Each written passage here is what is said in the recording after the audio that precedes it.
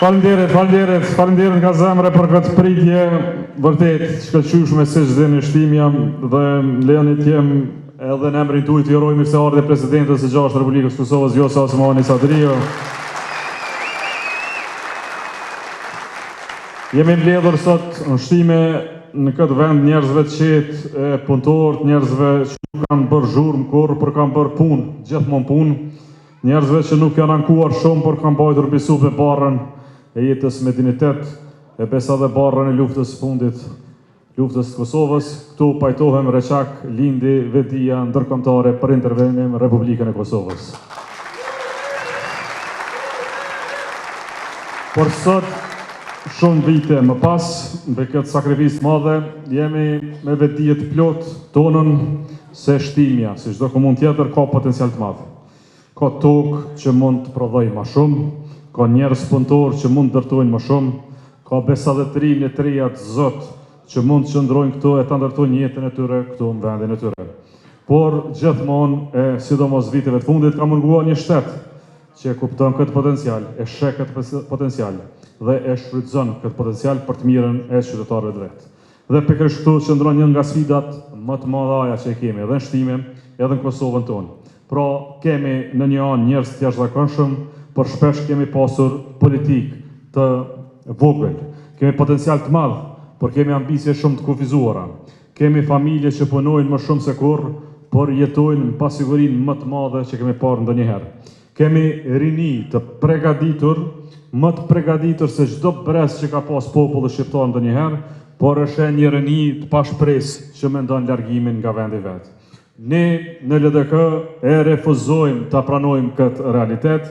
Ne refuzojmë pranojmë gjendjen ku një prind, edhe këtu në shtime, punon gjithë muajin e në fund mendon se do ta përballojë muajin tjetër. Refuzojmë ta pranojmë situatën ku një fermer zgjohet para agimi, punon gjithë tokën dhe në fund nuk arrin ta shes produktin e vet. Refuzojmë ta pranojmë dhe fatin e Kosovës që të zbrazet nga pasuria më e madhe që ka nga rinia e Kosovës.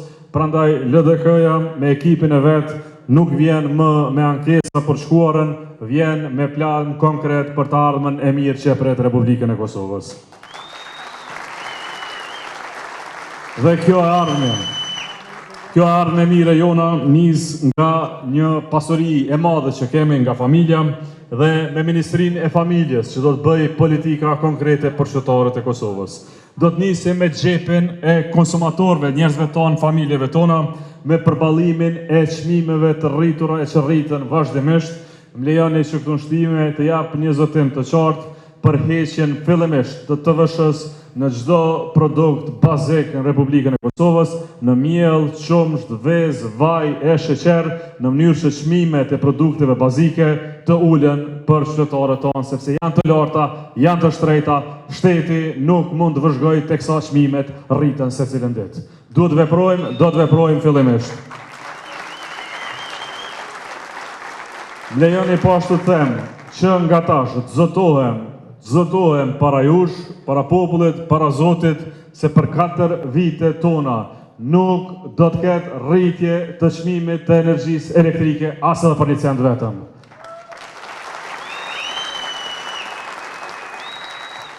Zbutja e çmimeve është një politikë, rritja e të ardhurave, e pagave është politika tjetër. Dhe në këtë rritje ne kemi plan për gjithë punësuarit tonë, sektorin publik, ata që punojnë shtet, 80 misosh, do të rrisim pagat me njëherë me koeficient 150, e që do të thotë se për herë të parë në Republikën e Kosovës, në historinë tonë, paga e mësuesit do të arrijë 1.000 euro në muaj, që është pagë e dinjiteshme për mësuesit e Republikës Kosovës si që meritojnë. Po ashtu, policëve të Kosovës, ushtarëve të Kosovës, infermierëve të Kosovës dhe zjarrfikësve të Kosovës do të arrisim pagat në 900 euro në muaj si pagë bazë për ta. Koeficienti 150 pra zbatohet tek gjithë punëtorët e shërbimit publik. Po ashtu, për familjet tona, lejoni të japim një zotim të qartë për shtesat, për ndihma që do t'i merrni, ato nuk zvoglohen, ato nuk largohen, ato rregullohen me legj të Republikës Kosovës dhe jo vetëm ato do të rriten me rritjen ekonomike të Republikës Kosovës. Po këtu, në këtë drejtim, më lejoni të jap zotimin për familjet kosovare, për çdo të posalindur, për çdo të lindur në Kosovë, pagë ndihmës për 12 muaj nga 200 euro në muaj, pra 2400 euro për një fëmijë brenda vitit të parë. Ky është zotimi ynë si Lidhje Demokratike e Kosovës. Po ashtu, ne nuk jemi vetëm shtet i ndihmave e ndihmësave, ne jemi një republikë e zhvillimit, e investimeve.